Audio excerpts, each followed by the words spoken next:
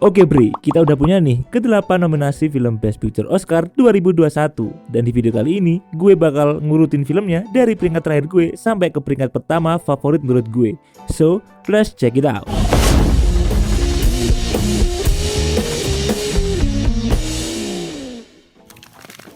Hai everyone, welcome back to Sini Aja. Kembali lagi sama gue Alfian Kurniawan atau Bri. Nah, video kali ini gue gak bakalan nge-review film atau series dulu ya Bri, karena gue pengen nyoba sharing dan bahas bareng kalian nih soal nominasi Best Picture Oscar tahun ini. Gue penasaran, list film favorit kalian tuh apa sih? Dan kalian itu ngejagoin film apa buat menang Best Picture?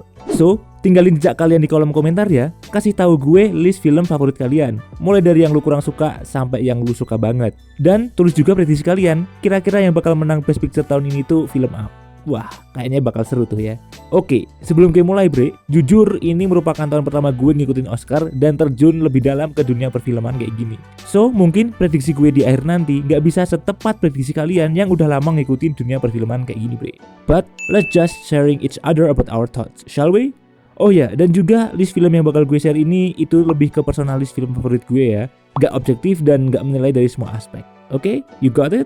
Yuk, kita mulai dari peringkat ke-8 dari gue. Mank, David Fincher. Well, mungkin ini film keempat David Fincher yang pernah gue tonton ya Bre. Pertama Fight Club, kedua Seven, ketiga The Social Network, dan ini yang keempat Gone Girl. OMG, gue malah belum sempat nonton. Oke lanjut ya Bre. Mank ini selama 2 jam gue dikasih tontonan hitam putih. Gue yang gak terbiasa ya pasti jadi sedikit ngantuk nontonnya. Untuk ceritanya, inti yang gue dapat sih soal kisah perjalanannya Pak Mank yang bikin naskah film. Ada kelas balik masa lalunya, dia yang punya ego. Terus dari runtutan cerita itu menuntun dia jadi Best Original Screenplay Oscar tahun 1942. No complaint sih gue about story-nya, cuma gue gak dapat feel-nya aja. Mank ini dapat jumlah nominasi terbanyak loh Bre, 10 nominasi.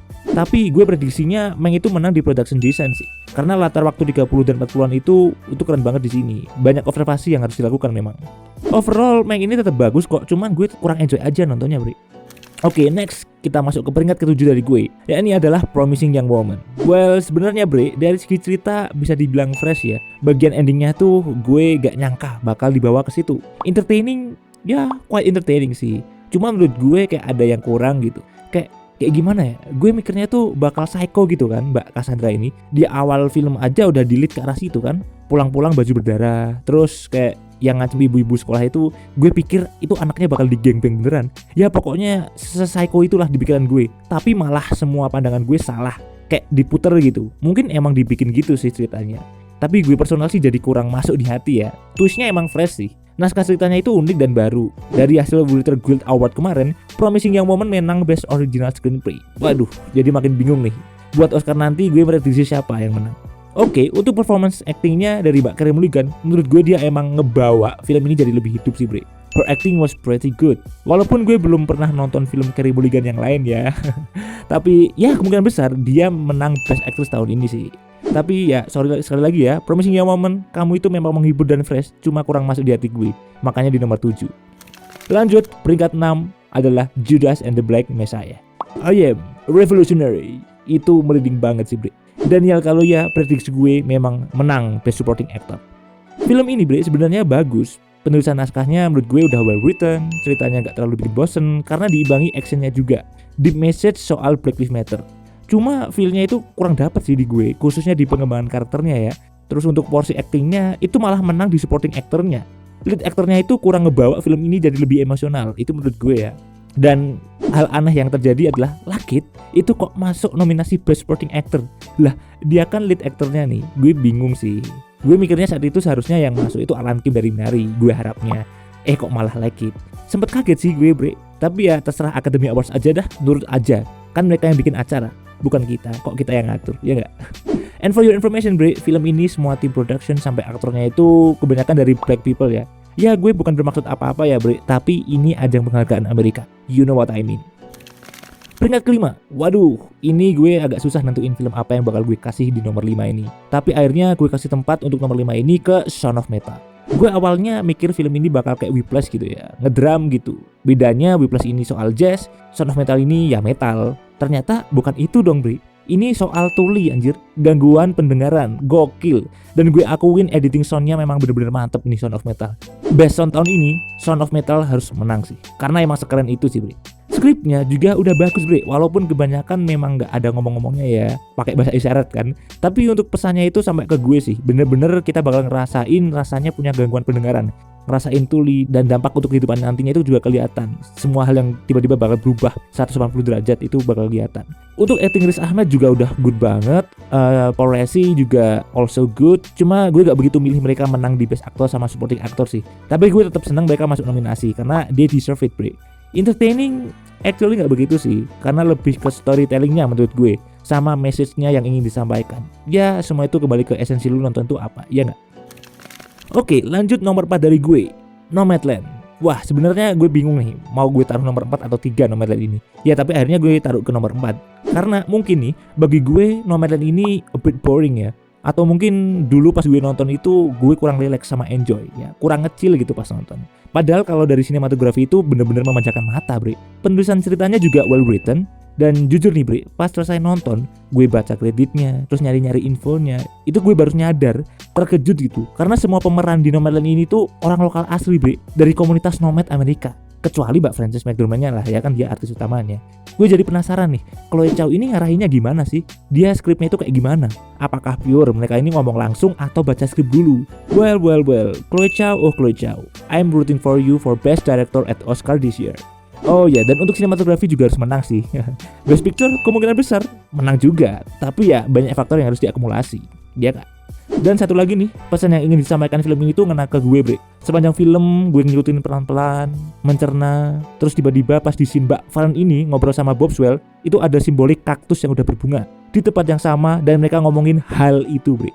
Kalau yang udah nonton pasti tahu. Selep, di situ gue baru nyadar maksud dari semua ini. Emang keren sih Nomadland. Tapi ya di nomor 4 dulu ya. Kenapa di nomor 4? Karena di nomor 3 ada The Trial of the Chicago 7. Well, dua-duanya itu bagus bre, Nomadland sama Trial of the Chicago 7. Ngena semua ke gue feel-nya. Tapi kenapa gue kasih Chicago 7 nomor 3? Karena menurut gue film ini lebih memaparkan banyak hal ketimbang Nomadland. Ada pendemo, ada polisi babi, isu rasis Black Panther. Ya gak cuma liatin orang pup di ember doang kan. Aduh ya ampun, itu lucu juga sih.